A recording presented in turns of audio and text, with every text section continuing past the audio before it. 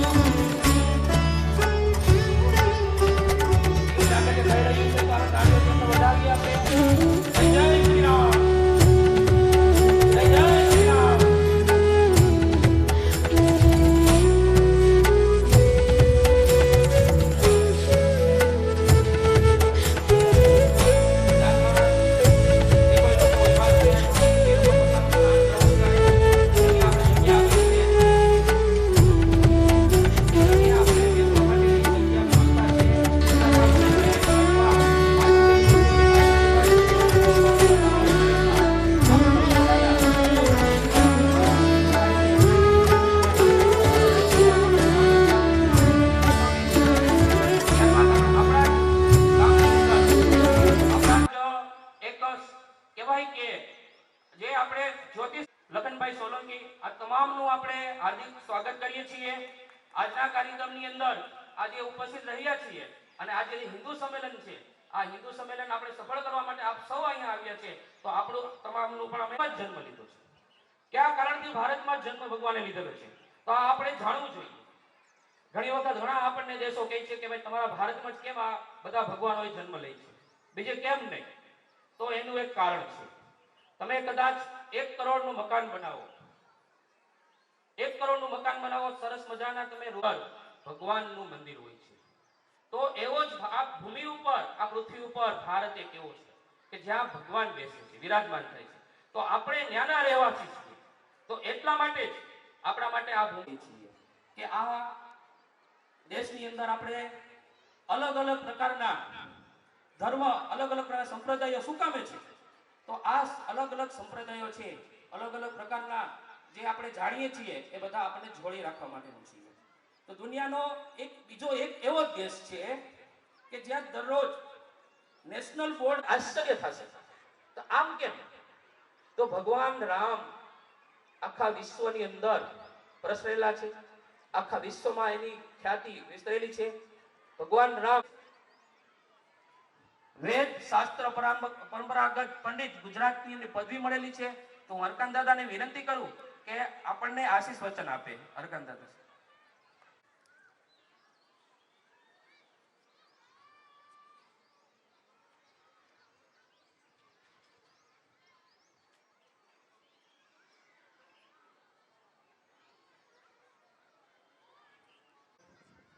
निर्विघ्नं कुरु मे देव सर्वकार्येषु सर्वदा।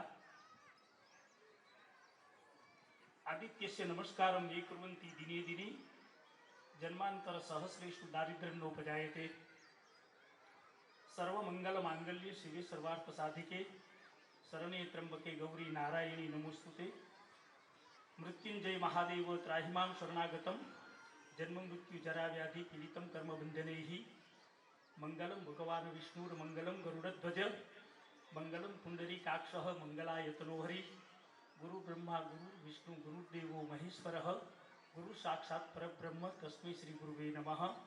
रामाय रामभद्राय रामचंद्राय वेदसे रघुनाथाय नाथाय सीतायाः पतये नमः।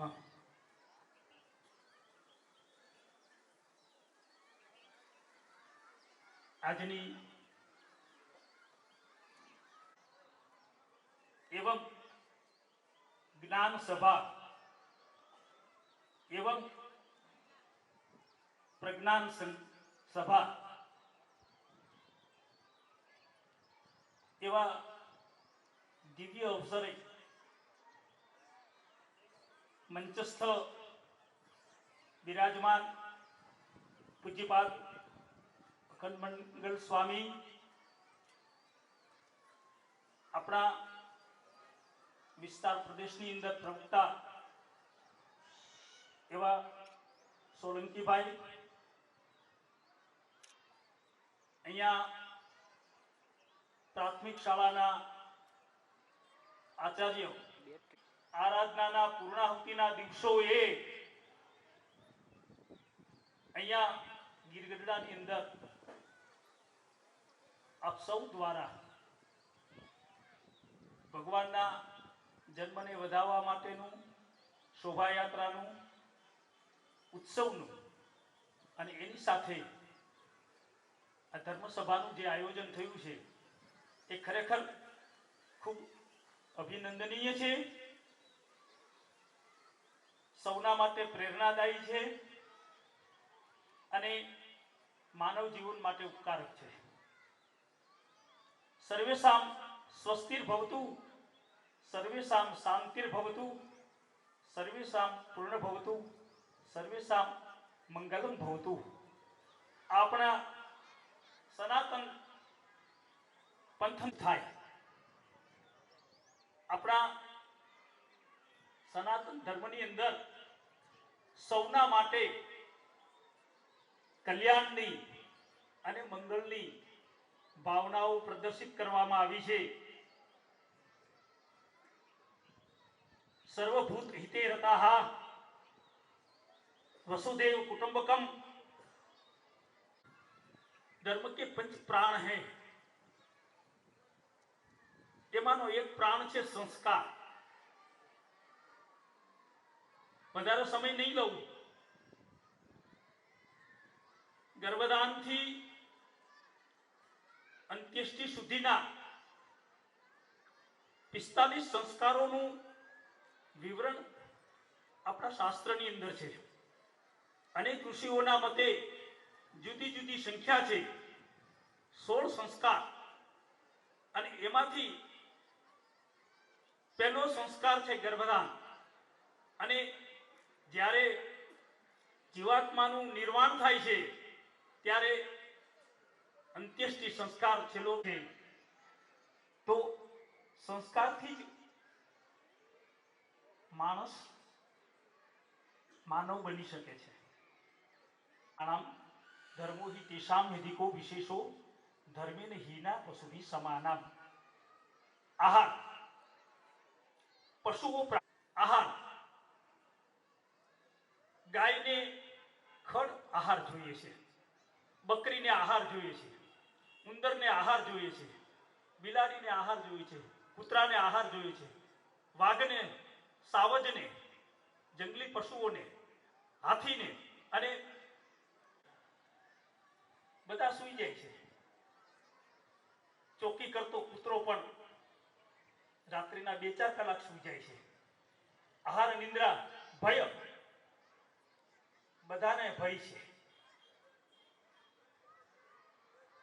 ઉંદર બિલાડીથી ડરે છે, બિલાડી કૂતરાથી ડરે છે, કૂતરો વરુથી ડરે છે, વરુ દીપડાથી ડરે છે, દીપડો વાઘથી ડરે છે, વાઘ હાવજથી, સિંહથી ડરે છે, સિંહ હાથીથી પાછો બીવે છે, અને હાથી પાછો સર્પથી ડરે છે, સર્પ પાછો નોળિયાથી ડરે છે, અને એ બધા પાછા માણસથી બીવે છે।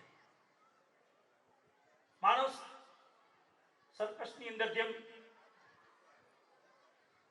હાથીને પણ એનો નાયક સાવજને પણ ચાબુકથી અંકુશમાં રાખે છે, તો આહાર, નિંદ્રા, ભય, મૈથુનમ ચ એને પણ ભય છે બધાને। આહાર સરખો છે, બધાને નિંદ્રા છે। આહાર, નિંદ્રા, ભય, મૈથુનમ ચ બધાને મૈથુન છે પ્રજોત્પત્તિ માટે।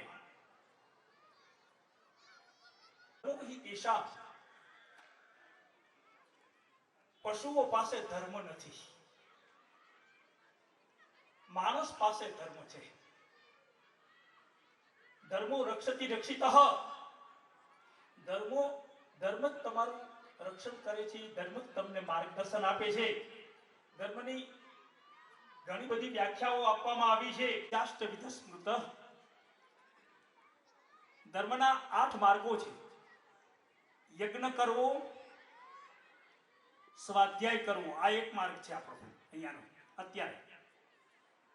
દાન આપવું, તપ કરવું, સત્ય, ધૈર્ય, ક્ષમા અને નિર્લોભનું પાલન કરવું, આ સામાન્ય ધર્મોના નિયમો છે। સર્વ ધર્મ સરખા ગણવા, આ 11 મહાવ્રત સમજી નમ્રપણાથી આચરવા। આ સામાન્ય ધર્મની વ્યાખ્યા થઈ। ધર્મને આપણે સમજીએ, આપણા સૌનું કલ્યાણ થાય અને સારી રીતે આવા ઉત્સવો ઉજવતા રહીએ। એ નિમિત્તે આપણે દેવાલયની અંદર, સંતોના સાનિધ્યની અંદર એમના આશીર્વાદ લેવા માટે, જીવાત્માનું ને આપણું પોતાનું કલ્યાણ કરવા માટે આપણે સૌ સાથે ભેગા થતા રહીએ, મળતા રહીએ। હું મારી હૃદયપૂર્વકની શુભકામનાઓ આપ સૌને આ નિમિત્તે પાઠવું છું। સારો એક ગીરગઢડાની અંદર પ્રયત્ન અને પ્રયાસ થયો છે અને એના દ્વારા બધાનું શ્રેય થાય, કલ્યાણ થાય। સર્વત્ર સુખિનઃ સંતુ સર્વે સંતુ નિરામયઃ, સર્વે ભદ્રાણી પશ્યન્તુ મા કશ્ચિત દુઃખમાપ્નુયાત। મારી શુભકામનાઓ સહ આશીર્વાદ। ખૂબ ખૂબ સરસ. આશીષ વચન પછી આપણે મંચસ્થ મહેમાનોનું આપણે ફૂલહારથી સ્વાગત કરવા જઈ રહ્યા છીએ. જીતુભાઈ સોલંકીને વિનંતી કરું કે એ ફૂલહારથી આપણે મંચસ્થ મહેમાનોનું સ્વાગત કરે. જીતુભાઈ સોલંકી.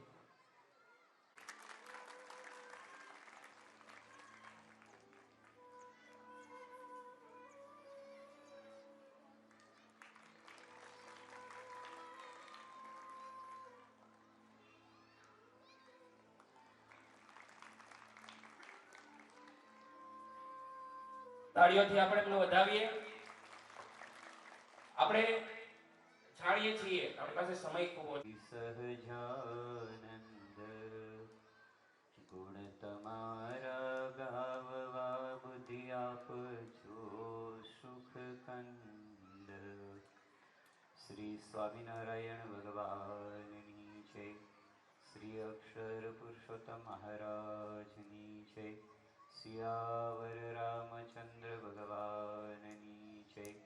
શ્રી રાધા કૃષ્ણ ભગવાનની જય. શ્રી ઉમાપતિ મહાદેવની જય. શ્રી હનુમાનજી મહારાજની જય. શ્રી પ્રમુખ સ્વામી મહારાજની જય. શ્રી મહંત સ્વામી મહારાજની જય. સદગુરુદેવની જય. સનાતન ધર્મની. પ્રભુ શ્રી રામચંદ્રજી જેવો આજના દિવસે ચૈત્ર સુદ નોમ સંવંત 1837 3 એપ્રિલ ભગવાન સ્વામિનારાયણ રાતના 10 અને 10 કથામાં નથી આવ્યા. આપણે કોઈ પારાયણમાં પણ અત્યારે નથી બેઠા. આપણે બેઠા છીએ હિન્દુ સંમેલનની અંદર બેઠા છીએ. પ્રભુ શ્રી મર્યાદા પુરુષોત્તમ રામચંદ્ર ભગવાન એમનો જન્મ દિવસ નિમિત્તે એમની નગર યાત્રા કાઢી અને આપણે સર્વે બેઠા છીએ. એમનો ગર્વ લઈને આપણે બેઠા છીએ. એટલે આપણે આજે વાત એવી કરવી છે કે જેમાંથી આપણા જીવનની અંદર કંઈક આપણને પરિવર્તન પ્રાપ્ત થાય. પ્રભુ શ્રી મર્યાદા પુરુષોત્તમ રામચંદ્ર ભગવાન જે કુળની અંદર જન્મ થયા એ કુળની અંદર રઘુ નામના રાજા થયા, જેના ઉપરથી મેં રઘુકુળ એવું નામ, પૃથ્વીનું નામ પૃથ્વી પડ્યું છે. આ વંશની વિશેષતા જુઓ તમે. એક એક રાજા એવા થયા છે કે જે રાજાઓના નામ ઉપરથી ને એક એક નામ પ્રાપ્ત થયા છે. આપણને થોડી વાર માટે એને શાંત થાય એવો પ્રયત્ન કરજો, કારણ કે આ બધું તો આખી જિંદગી પછી કરવાનું છે. અને હું અહીંયા 14 વર્ષથી આ ગામની અંદર વિચરણ કરું છું. ગઢડાની ગ્રામ સભા અથવા તો કોઈ મહાસંમેલન થયું હોય તો આ પહેલું છે, શરૂઆત પહેલી છે. આનાથી શરૂઆત એવી કરવી છે કે એક પણ ગામનો બાળક બાકી ના રહે. આજે આ સંમેલનની અંદર આટલા છીએ, આવતા સંમેલનની અંદર ગામનો એક પણ બાળક બાકી ના રહે. આપણે બધા વડીલો બેઠા છીએ, પણ બાળકને એટલા માટે બેસાડવાના કે એને ખબર પડે કે મારે પણ ભવિષ્યમાં આ કરવાનું છે. તો આપણે વાત રઘુકુળની કરતા હતા, જેમાં પૃથુ નામના રાજા થયા, જેના ઉપરથી આ નામ પૃથ્વી પડ્યું છે. આ કુળની અંદર ત્રિશંકુ રાજા થયા, જે પોતે જાતે સ્વર્ગમાં જઈ શકતા હતા. ભગવાન પાસે સ્વર્ગની માંગણી કરી. આ કુળની અંદર ભગીરથ જેવા રાજા થયા, જેને લઈને આજે પૃથ્વી પર આપણને ગંગાની પ્રાપ્તિ થઈ છે. ગંગા નદી એની પ્રાપ્તિ થઈ છે ભગીરથ. અને એના ઉપરથી કોઈ સારો પ્રયત્ન પુરુષાર્થ કરે તો ભગીરથ પુરુષાર્થ કર્યો એવું નામ પડ્યું છે. આ કુળની અંદર દશરથ રાજા થયા, જેઓ અહીંયા રહ્યા થકા પોતે દેવોને પણ મદદ કરવા જઈ શકતા હતા. એ રાજા એ આપણા વંશજો છે. એ કુળની અંદર ભગવાન મર્યાદા પુરુષોત્તમ રામ થયા છે, જે કુળની અંદર આપણે બધા ઉત્તરોત્તર વંશની અંદર આવીએ છીએ. એટલે આ સનાતન ધર્મની વિશેષતા છે. રામ છે એ કોણ છે? રામ કેવળ એક અવતાર થઈ ગયું એવું નથી, આજે પણ રામ જીવંત છે.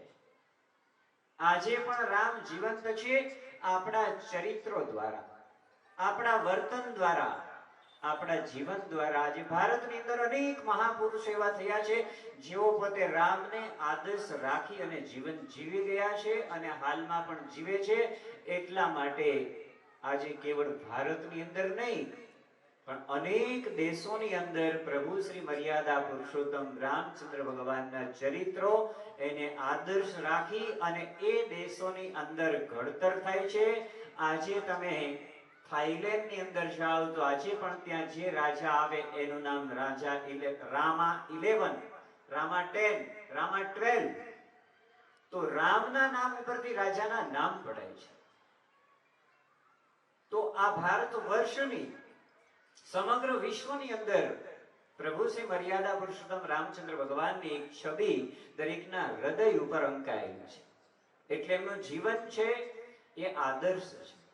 અને એમને જ વાત કરી છે મનુસ્મૃતિની અંદર ખૂબ સરસ એક શ્લોક ટાંકી અને મનુ ભગવાન આપણને કહે છે, ઈસ્તદેશ્યે પ્રસુતસ્ય સકાશાત અગ્રજન્મનઃ સ્વં સ્વં ચરિત્રમ પૃથિવ્યામ સર્વમાનવાહ.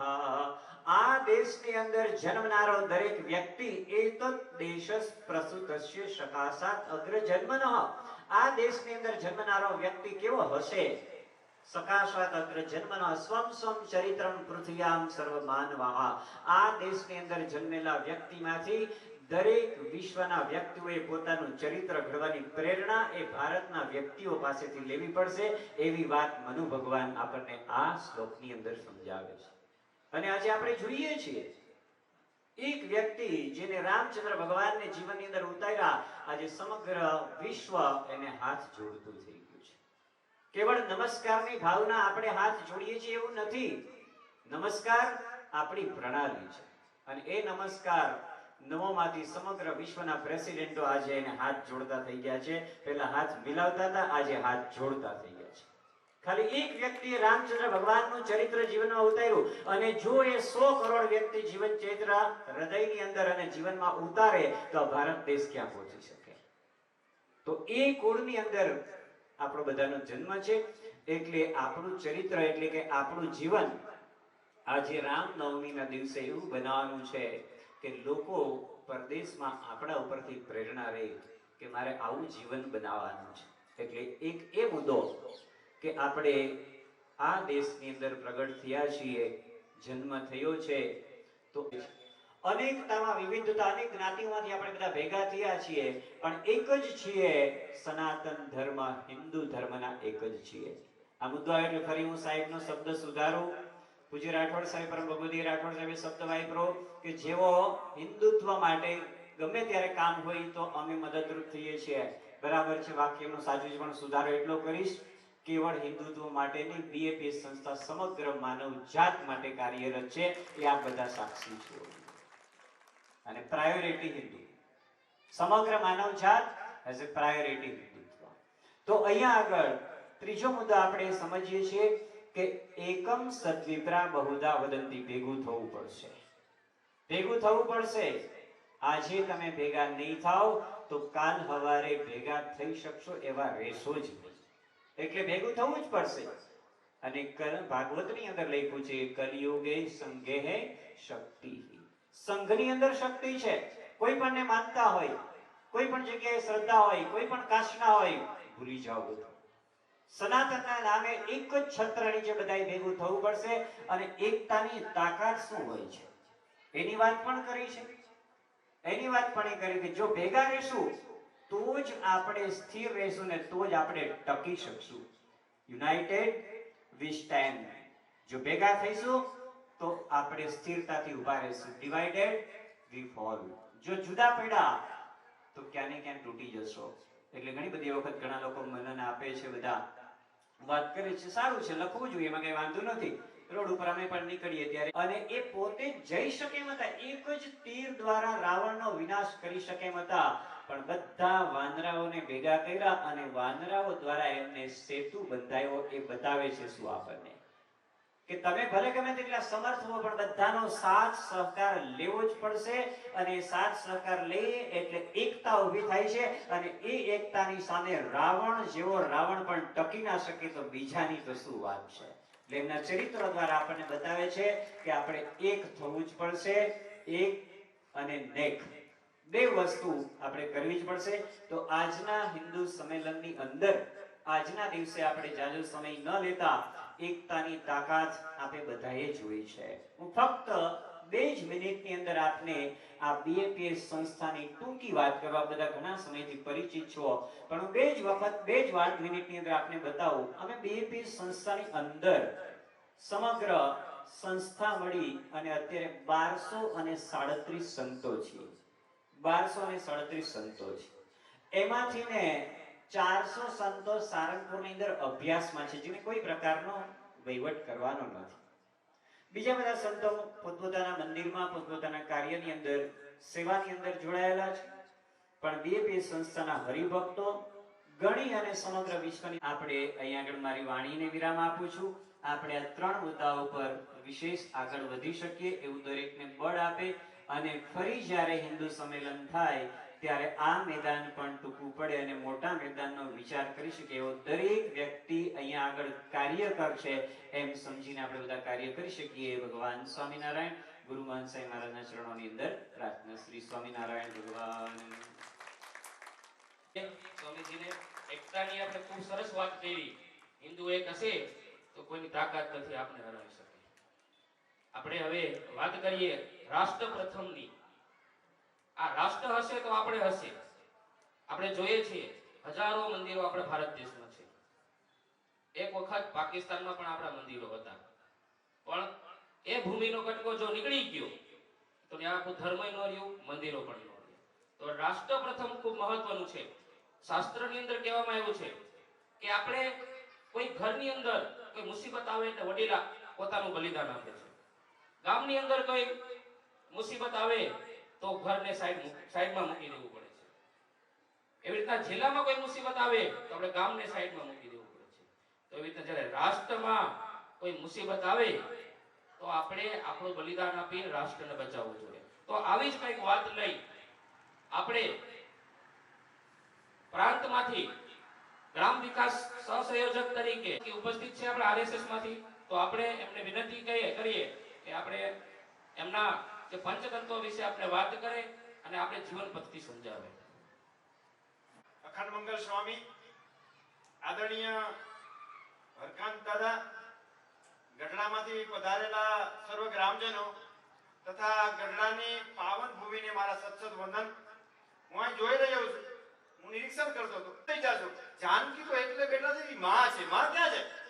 આ ભારત માં છે. હિન્દુઓને જાગવું પડશે, એ બોલ અહીંથી લેવા. ફરી પછી એવું થયું, પછી થોડા બહેનો ઉઠીને ગયા એટલે લોકો તમારાથી દૂર થઈ જશે. તો ધર્મને નહીં બચાવીએ તો લોકો દૂર થઈ જશે. એ પ્રેરણા આપણે અહીંથી જ લેવાની છે. સ્વામીજીએ ખૂબ સારી વાત કરી. વિવેકાનંદનું એક વાક્ય હતું, એ બોલવા પાછળનો અર્થ પણ સમજાયો આપણે. ગર્વ સે કહો હમ હિન્દુ હે. વિવેકાનંદે એવું કેમ કીધું? એવું શું છે હિન્દુઓમાં ગર્વ લીધા જેવું? તો હિન્દુ જે જીવન પદ્ધતિ છે, હિન્દુ જે જીવન પદ્ધતિ છે, હર જીવમાં આપણે શિવ માનીએ છીએ. સ્વામીજીએ કીધું કે હિન્દુત્વ માટે જ નહીં, હર માનવ માટે બીએપીએસ ના દરવાજા ખુલ્લા છે. તો હિન્દુ ધર્મના દરવાજા પણ બધા માટે ખુલ્લા છે. હાથ બંધ કરીને પ્રાર્થના કરે કે હાથ ખોલીને પ્રાર્થના કરે એમાં કોઈ તકલીફ જ નથી.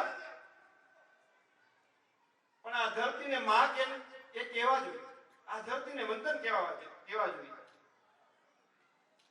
સંઘનું એક ગીત છે, એ હિન્દુની જીવન પદ્ધતિ સમજાવે છે. चंदन है इस देश की मिट्टी, तपोभूमि हर ग्राम है, हर बाला देवी की प्रतिमा, बच्चा बच्चा राम है. આયની આ માટી ચંદન છે, હરેક ગામડા તપોભૂમિ છે, હર બાલા દેવી की प्रतिमा. સીતાજીને તો એવા જાનકીને તો બનાવ્યા છે કે આપણે જોઈ શકીએ કે હરેક બાળાઓમાં જાનકી છે. આપણે ઓળખી નથી શકતા એટલે એને પહેરાવવો પડે અને બચ્ચા બચ્ચા રામ. હરેક બાળક રામ છે. ભારતનું હરેક બાળક રામ છે. આ આપણી પદ્ધતિ છે હિન્દુની. હર શરીર મંદિર સા પાવન. મંદિર જેટલું પવિત્ર હરેક શરીર છે. આયના રહેનારા બધાય માનવ ઉપકારી છે. જહાં સિંહ બન ગયે ખિલોને, જેમ પૃથ્વીનું નામ કેમ પડ્યું એમ કીધું છે, એમ ભારત દેશ જહાં સિંહ બન ગયે ખિલોને, ગાય જહાંમાં પ્યારી છે. આયા સિંહને રમકડાની જેમ રમાડતા કે પછી છત્રપતિ શિવાજી મહારાજ હોય કે રાજા ભરત હોય, ગાય જહાંમાં પ્યારી છે. આખા વિશ્વમાં આપણી ગાય પ્યારી હતી. जहां सवेरा शंख बजाता, लोरी गाती सामने. लोरी गाती હોય, બાળકને સુવડાવતી હોય ને આપણે ખબર પડે કે આ શાંત થાય. આ હિન્દુ સંસ્કૃતિનું પ્રતીક છે. આવો શ્રેષ્ઠ આપણી જીવન પદ્ધતિ છે. આ જીવન પદ્ધતિ બચાવવી પડશે તો વિશ્વ બચશે. વસુધૈવ કુટુંબકમ.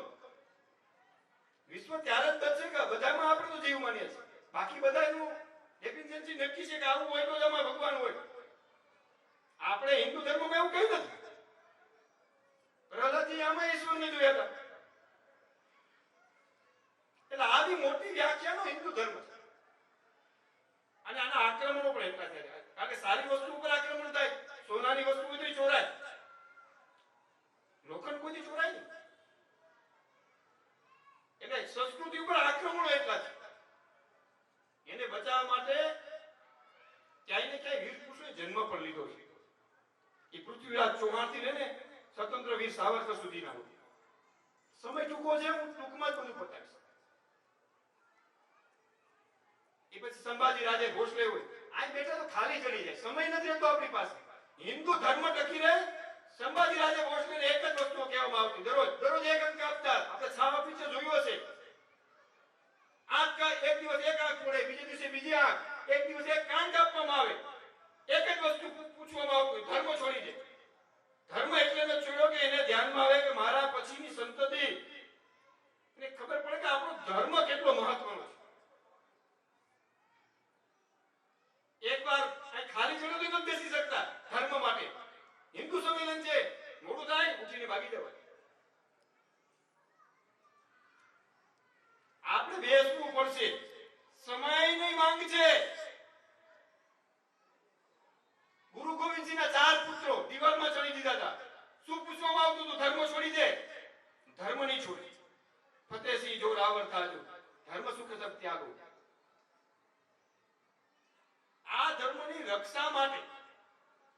અને સમયે સમયે બધું બદલાય. મહાભારતનો એક પ્રસંગ છે. ભીષ્મને છેલ્લે કૃષ્ણ મળવા જાય છે તો ભીષ્મ, હું ટૂંકમાં પ્રસંગ કહીશ કે ભીષ્મ કહે કે હે ગોવિંદ, આજે થયું એ સારું થયું છે. એટલે કૃષ્ણએ કીધું કે નહીં, બધું ઠીક થયું છે. એટલે ભીષ્મ કહે તું રામનો અવતાર છે અને આમાં તો બધું દગો થયો છે. દ્રોણાચાર્ય દગાથી મરાણા, કર્ણ મરાણા, દુર્યોધન દગાથી મર્યા. એટલે કૃષ્ણનો જવાબ આપણે બધા શીખાવ્યો. કૃષ્ણએ કીધું કે ત્યારે રામના દુશ્મન કોણ હતા? રાવણ, જે શિવનો એવડા ભક્ત હતા. એની પત્ની એ સતી હતી. વાલી કે મરવાડાને મને એનો પુત્ર આપી દીધો. ને અત્યારે દુશાસન, દુર્યોધન, આને તો કપટથી જ મારવા પડે. ધર્મની સ્થાપના કરવા માટે ગમે બાંધછોડ કરવી પડે તો કરવી પડે. અને કૃષ્ણએ કીધું કળિયુગમાં આનાથી વધારે કપટ કરવા પડશે, ત્યારે ધર્મની સંસ્થાપના થશે. એમાં કોઈ નિયમો ન ચાલે. નિયમની બાંધછોડ કરવી પડે તો કરવી પડે. કૃષ્ણએ કીધું. એમાં અમે આપણે એમ કહીએ કે હવે રામ રાજ્ય નાના આપણે ન થાય. ધર્મની હાનિ થતી હતી ને હણવા માટે જે પ્રતિજ્ઞા તોડવી પડે એ તોડવી પડે. ધર્મની સ્થાપના કરવી. તો ધર્મને તોડવા માટે પહેલા ઘણા બધા આક્રમણો થયા. આપણે યુદ્ધ આલે ખબર છે, પાકિસ્તાન ક્યારે આપણી માથે શું કરે. પણ ધર્મ તોડવા માટે એટલું જરૂરી નથી. આ હિન્દુ ધર્મ એટલું મજબૂત છે, તોડવા માટે શું કરવું? તો બસ હિન્દુઓને અત્યારે આપણે એવું લાગે છે મારી જ્ઞાતિ શ્રેષ્ઠ છે, એને જ્ઞાતિઓ વેચી દો, એને ટુકડા કરી નાખ. અને જ્ઞાતિઓની એટલી બધી પરાકાષ્ઠા લઈ ગયા કે આપણે વીર પુરુષોને પણ જ્ઞાતિઓના સિમ્બોલ લગાડી દીધા. જય સરદાર. સરદાર વલ્લભભાઈ પટેલ જ્યારે મેરા આપણે એક જય સરદારના એક કુંડાળામાં એક જ્ઞાતિમાં પૂરી દીધા. ડોક્ટર બાબા સાહેબ આંબેડકર એક જ્ઞાતિમાં ફોટામાં રહી ગયા. આંબેડકર બાબા એને રાષ્ટ્ર માટે કામ કર્યું. એની આત્મા પણ દુખી થતી હશે. એને કોઈ એક જ્ઞાતિ માટે કામ નથી. એનાથી આપણે એટલાથી નથી થયા, એનાથી આગળ નીકળ્યા. ઈશ્વરને પણ જ્ઞાતિઓમાં જય મુરલીધર બોલે કોઈ, જય ઠાકર, જય જલારામ, જય માં ઉમિયા, જય માં ખોડિયાર, આ બધા અવતારી પુરુષો છે. આપણે પાપ લાગશે. આ જ્ઞાતિઓના સિમ્બોલ થોડા છે. આ માતાજીઓ ને એટલા ઈશ્વરે અવતાર આવા જ્ઞાતિઓના વાળા પેદા કરવા માટે કીધા હતા. હવે તો નવું ચાલુ, કોઈ શહીદ થાય તો એને જ્ઞાતિઓનો સિમ્બોલ લગાડે કે અમારી જ્ઞાતિના કોઈ માણસ શહીદ થયો. સરહદ ઉપર રાષ્ટ્ર માટે લડે છે. હિન્દુઓને તોડવા તો આવા જ્ઞાતિવાદને જેમ સ્વામીએ કીધું કે લગાડો તો ઉપર હિન્દુઓનો સિમ્બોલ, પણ આ પણ હવે એક જ્ઞાતિવાદ એવો કરે કે અમારી જ્ઞાતિ શ્રેષ્ઠ છે. એક ગામ એવું ઊભું કરીએ કે જ્યાં કોઈ રશ્મિ નથી. એક ગામ એવું ઊભું કરીએ કે જ્યાં કોઈ રોગીશ નથી. પણ એમાં જ્ઞાતિના આગેવાનોને કઈ મળશે નહીં કરે. એને જ્ઞાતિવાદ કરવામાં જ રસ. અને ધર્મ નહીં ટકે તો એક પણ જ્ઞાતિ નહીં ટકે. પાકિસ્તાનમાં એક પણ જ્ઞાતિ નથી. ત્યાં બોલો છો જય સરદાર, જય માં ખોડિયાર, જય માં ઉમિયા, જય મુરલીધર, જય ઠાકર, નહીં બોલી શકીએ. જ્ઞાતિઓના આગેવાનોને કહેવું પડશે કે જ્ઞાતિ ત્યારે જ ટકશે જ્યારે હિન્દુ ટકશે. આ તો એટલું એક ષડયંત્ર ચાલે છે. પછી કુટુંબ વ્યવસ્થા વીખી નાખી. આપણે બધા સંયુક્ત કુટુંબની પેલા વ્યાખ્યા હતી. કોઈ આવીને પૂછે સંતો કે ભેગા રહો છો, કે આ કેટલા લોકો, 45 લોકોનું કુટુંબ ભેગું છે, અને સંયુક્ત કુટુંબ કે પછી વ્યાખ્યા ધીમે ધીમે ટૂંકી થઈ. કાકા, આપણા કાકા હોય ને પિતાજી ભેગા હોય આપણે સંયુક્ત કુટુંબ કે અમે ભેગા રહીએ, સંયુક્ત કુટુંબમાં રહીએ છીએ. હા, સંયુક્ત કુટુંબની વ્યાખ્યા ટૂંકી થઈ. મમ્મી પપ્પા ભેગા રહેતા હોય, માતા પિતા અને આપણે બે રહેતા બાળકો ભેગા રહો છો, સંયુક્ત કુટુંબ. હા, સંયુક્ત કુટુંબ. હવે લગભગ 10 વર્ષમાં સંયુક્ત કુટુંબની વ્યાખ્યા મને એમ છે કે હજી બદલશે. પતિ પત્ની ભેગા રહેતા હશે તો એ સંયુક્ત કુટુંબ કહેવાશે. કુટુંબની વ્યાખ્યા પૂરી કરી દીધી. સંયુક્ત કુટુંબની વ્યાખ્યા શું હોય એ પૂરી થઈ. આ રામનો જન્મોત્સવ છે એનું એક ઉદાહરણ. રાવણ આરે યુદ્ધ જીતા હોય તો ભરતને કારણે. રાવણ ડરતો હતો કે ભરત પણ એવડી સેના છે ને આવો એનો ભાઈ ભેગો છે. એક ડર પણ હતો. એ ડિફેન્સ હનુમાનજી જે ઉપરથી નીકળ્યા એટલે ભરતજી બાણ ચલાવ્યું. કોણ ઉપરથી નીકળ્યો? અયોધ્યા ઉપર. એને નીચે લઈએ. એનો પરિચય પૂછવામાં આવ્યો. એટલે હનુમાનજીએ પરિચય કીધો કે ભાઈ આ રીતની પરિસ્થિતિ છે, હું રામ ભક્ત છું, એનો ભાઈ લક્ષ્મણ મુર્શિદ છે, હું જડીબુટી લઈને મારે પહોંચવું પડશે. એટલે એટલું સંવાદ ચાલતો હતો. ત્યાં માં કૌશલ્યા ત્યાંથી નીકળ્યા. હજી બીજા 14 વર્ષ થશે તો હું માં કૌશલ્યા એની રાહ જોઈશ, પણ રામને કહે છે કે લક્ષ્મણ વગર પાછો ન આવે. એટલો સંવાદ થયો કે સુમિત્રાજીને સાંભળી ગયા. સુમિત્રાજીએ એવું કીધું કે હું લક્ષ્મણની માં સુમિત્રા છું, તું રામને કહેજે કે 14 વર્ષ પૂરા થાય પછી એક દિવસ ન રોકાય. લક્ષ્મણ ને તો શત્રુઘ્નને ભેગો મોકલી દે, પણ રામ વગર નહીં રહેવાય. આ સુમિત્રાનો સંવાદ. અને આપણે બધાને શીખવાનું છે. હવે પછીના સંવાદમાં ત્યાં માં ઉર્મિલા આવ્યા. ઉર્મિલાએ પ્રણામ કીધા. કીધું કે તમે બહુ દૂરથી આવો છો, અમૃતપાન કરીને જજો. એટલે હનુમાનજીએ પરિચય પૂછ્યો. એ કીધું હું લક્ષ્મણની પત્ની છું. એટલે હનુમાનજીને આશ્ચર્ય થયું કે આ કેવી પત્ની છે. એનો પતિ મરણ શૈયા ઉપર છે. અને એને તો એવું કીધું કે ભોજન કરીને પણ જાઓ. એટલે હનુમાનજી પછી ન રહી શકે. હનુમાનજીએ પૂછ્યું કે માતા બાકી તો ઠીક છે, પણ તમારા પતિ ત્યાં આ છે, તમે કેવા પત્ની છો? એટલે ઉર્મિલાજીનો જે જવાબ હતો એ કે આ તો તમે એવા છો એટલે કહું, બાકી હું તો એમ કહું કે રાત રોકાઈને જાઓ, સવારે નીકળજો બહુ થાક્યા હોય તો. એ મારો પતિ જેના ખોળામાં સૂતો નહીં મારો જેઠ છે. અને કારનો કાર છે કે મને વિશ્વાસ છે ને કઈ નહીં થાય. તમે ખોટા ભ્રમમાં છો. આ ઉર્મિલા જો આવો કુટુંબ વ્યવસ્થાથી તમે રાવણ શું જીતી શકે? આવો કુટુંબની એકતા હતી. આ હિન્દુઓની વ્યાખ્યા.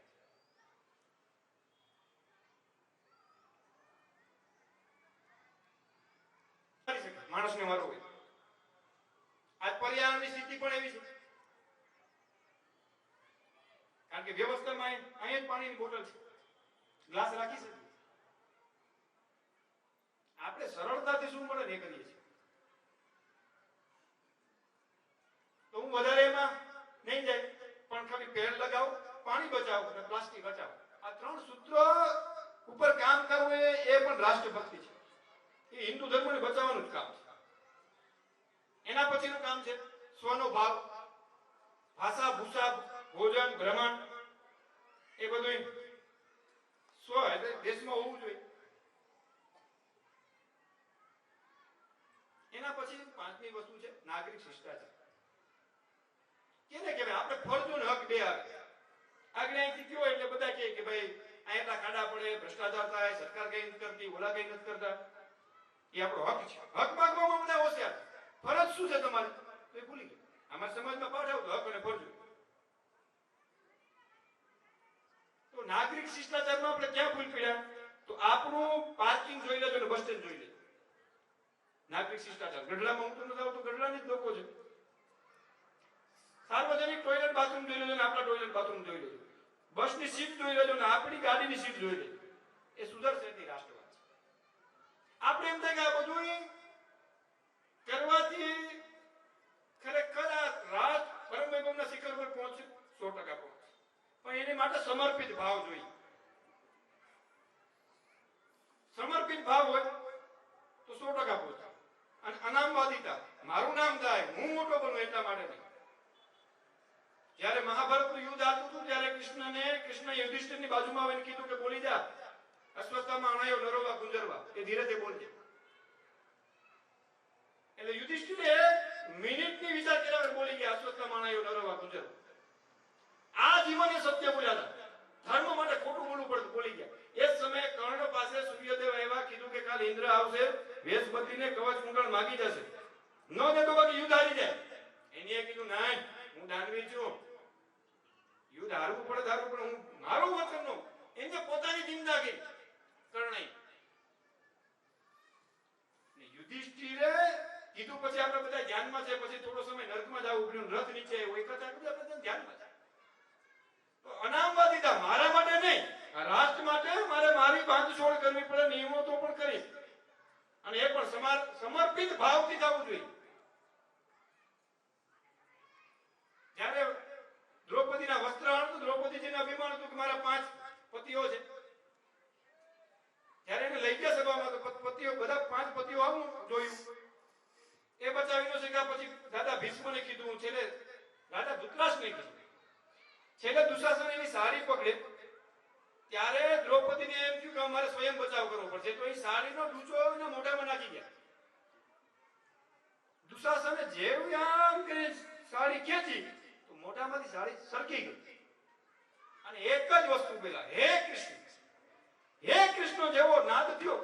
પછી ખંભા ઉપરથી 10,000 હાથીઓનું જેનું બળ હતું દુશાસનમાં, 1 ઇંચ સાડી એના ખંભા ઉપરથી સરકાવી નતો શક્યો. સમર્પિત ભાવ છે. રાષ્ટ્ર માટે સમર્પિત થઈ જાવ. આપણી બેન દીકરીઓ તો ન ઉઠાવી શકે ને ચપ્પલ ન ઉઠાવી શકે વિધર્મી. એની માટે તમારે સમર્પિત થવું પડે રાષ્ટ્ર માટે.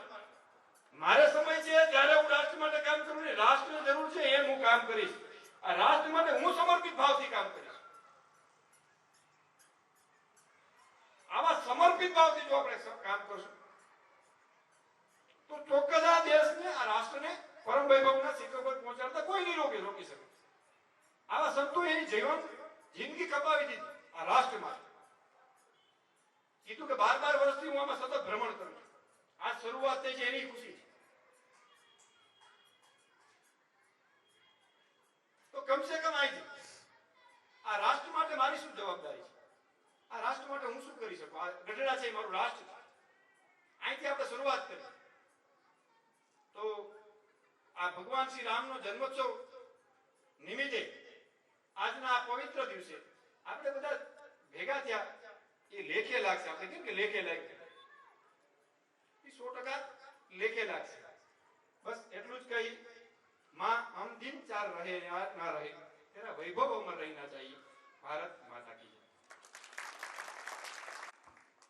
ખૂબ સરસ. આપણે તાળીઓથી અમને વધાવીએ. આપણે જીવન પદ્ધતિ પંચતત્વ આપણે સમજાયું છે.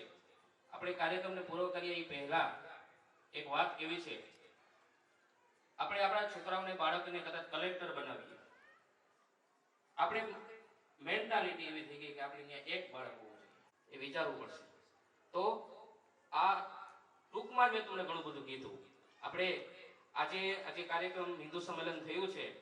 હિન્દુ સંમેલનની અંદર મંચસ્થ મહેમાનો, પછી આજે શોભાયાત્રા સમિતિ, ચેમ્બર ઓફ કોમર્સ, ગામના આગેવાનો, પદાધિકારીઓ, અધિકારીઓ, ગ્રામજનો, બહેનો, ભાઈઓ, આપ સૌ આ કાર્યક્રમની અંદર ફૂલ અને ફૂલની પાકડી રૂપે જે કંઈ તમે અમને આપેલું છે અને અમે એનો યોગ્ય ઉપયોગ કર્યો છે એ બદલ અમે આપ સૌનું ખૂબ ખૂબ આભાર માનીએ છીએ અને તાળીઓથી અમને વધાવીએ છીએ. આ કાર્યક્રમ આપણે શરૂઆત કરી છે અને આ શરૂઆત કરી કાર્યક્રમની તો આજે આપણે આટલા લોકોને આપણે ખબર પડી કે આ હિન્દુ શું છે, આપણે કોણ છીએ, કોણ છીએ એ આપણે આજ જાણવા મળ્યું. તો આપણે આજ કાર્યક્રમ પૂર્ણ કરતા પહેલા સૌને વિનંતી છે કે અહીંથી આપણે રામ મંદિરે આરતી માટે જવાનું છે. તો તમામ લોકો અહીંથી ડીજે આપણું તૈયાર છે, નાનું ડીજે, એની સાથે જોડાશે અને ભગવાન શ્રી રામની આરતી કરી અને પછી પ્રસાદી લઈને આપણે છૂટા પડશું. તો બોલો જય જય શ્રી રામ,